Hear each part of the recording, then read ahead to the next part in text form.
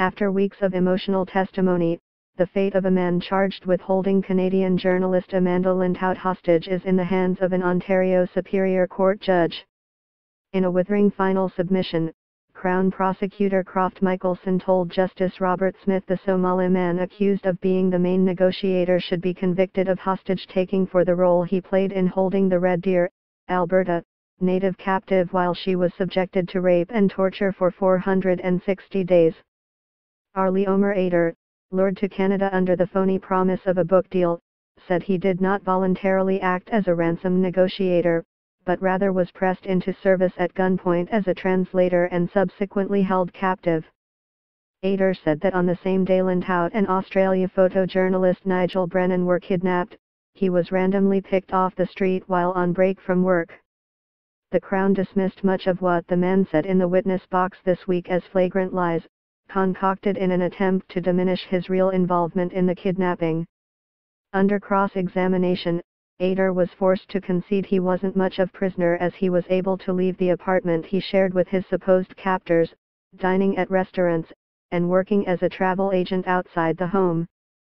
He also said he brought his wife and children to live with him while in captivity, at a place where he was supposedly brutalized. Ader made that admission only after a recorded conversation was played for the court where the cries of his young children were clearly audible as he discussed payment with an Australian hostage negotiator.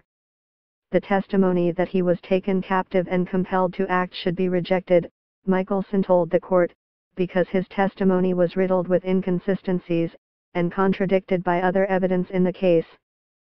Justice Smith is expected to render a final decision in the new year. In a chilling call recounted in court, Ader warned Lindhout's mother, Lorinda Stewart, that she should send a $2 million payment to our group or there could be hell to pay.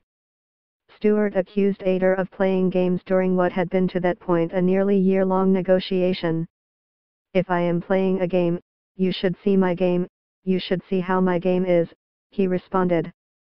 Days later, Lindhout was given the rare chance to call her mother and she told her of the punishing physical torture she had just faced.